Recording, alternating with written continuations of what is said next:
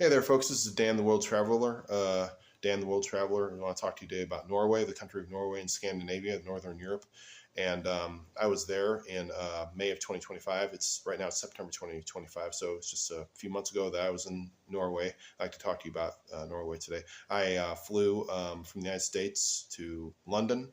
Then I flew from London to a couple hours, maybe I don't. It wasn't very long. It's an hour or 2 hours to Oslo, Norway. Beautiful flight. Had a luxury of being lucked out and got a seat right by the window.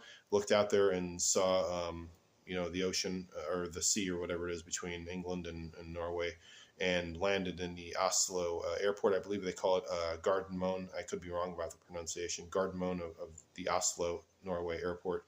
Landed there, and before I want to talk to you a little bit about the trip in on the airplane.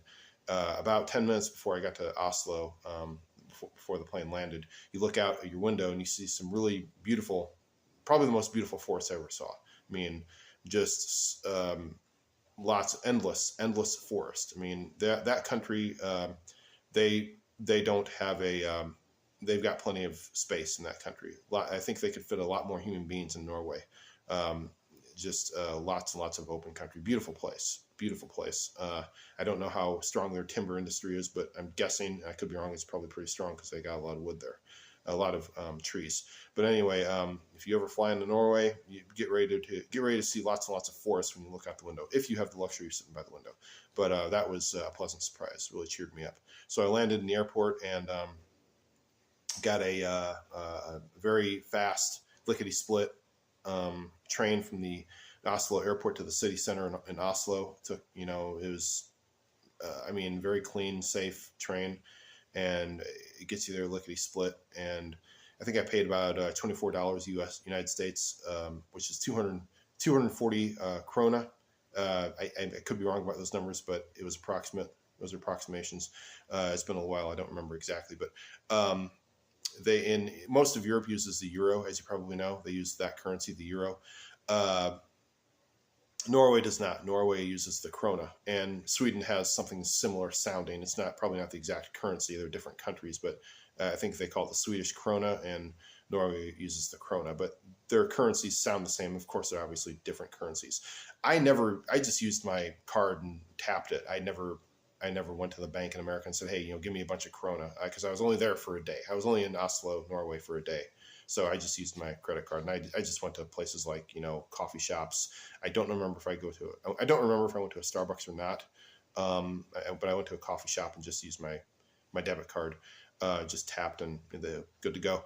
And and I always, when I travel overseas, I always take I take some U.S. currency with me, so that if my debit card doesn't work, I have a backup plan if I'm in a country that doesn't take euros. The enjoyable part of my Norwegian journey was actually getting out of Norway. I took a road trip from Oslo, Norway to Sweden, Stockholm, Sweden, on a Flixbus. Flixbus, I highly recommend. They're a great company. They're almost all over Europe. I'm sure there's parts of Europe that don't have Flixbus, but I don't.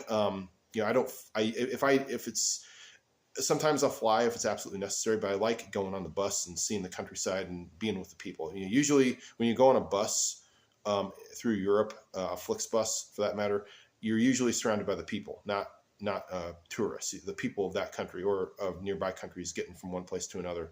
And it's a very interesting experience, very authentic experience. You see parts of Norway and parts of Sweden that you don't see in an airplane, and they keep you in kind of that bubble, the tourist bubble. I don't like that bubble. I want to get out of that tourist bubble and go where the people go, with the Norwegian people.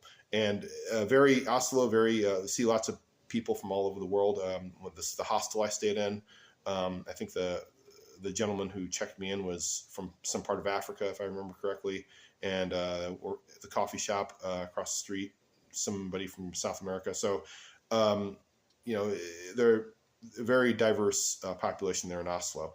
Very expensive city. I did not eat in any restaurants. I went to 7-Eleven. I went to grocery stores.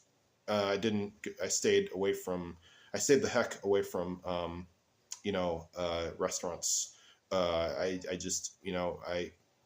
No thanks. I'm not going to drop, the equivalent of $40 on a meal. I'll just go to 7-Eleven and drop the equivalent of, $5 or $6 for a sandwich. Still overpriced, but well, overpriced is a relative term, but I shouldn't say that. But it's expensive. I'm not going to paint a rosy picture for you. Norway's not cheap. It's not a cheap, at least Oslo isn't. I'm not going to comment about the rest of Norway. I only pretty much saw Oslo. But anyway, I didn't see the fjords. Regardless, I was only in Oslo for a day. Like I said, I was, kind of spread thin as far as time.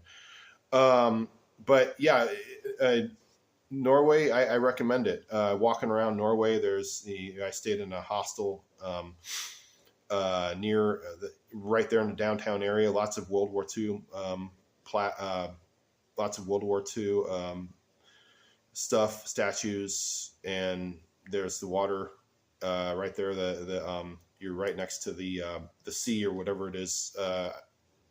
Right there near Oslo. I don't know what sea, or I don't know. I don't think it's the ocean, but whatever body of water is near Norway. I was right near the downtown there in Oslo, and lots of restaurants there. Very nice place to walk around. Very authentic art. Very captivates the eye. Lots of cool stuff to see, and everybody speaks English in Norway. I mean, I joke to people, Norway. A lot of Norwegians spoke better English than I do. That's just kind of the way it is. I guess somebody said. I heard somebody say one time that Norwegian and English share some sort of ancestry. I'm not a linguistics expert, but they could be right. I don't know. I'm not going to say who's wrong or who's right there. I'm not qualified. But anyway, Norway was definitely worth the trip. It was part of a multi-country trip I did. In the same 2-week period. I did Norway, then Sweden, then Helsinki, Finland, then Estonia, then a few other places. But it was definitely an enjoyable time. So thank you for listening. This is Dan, the World Traveler. This is Dan, the World Traveler, signing off, and have a great day. Thank you for listening to me talk about Norway.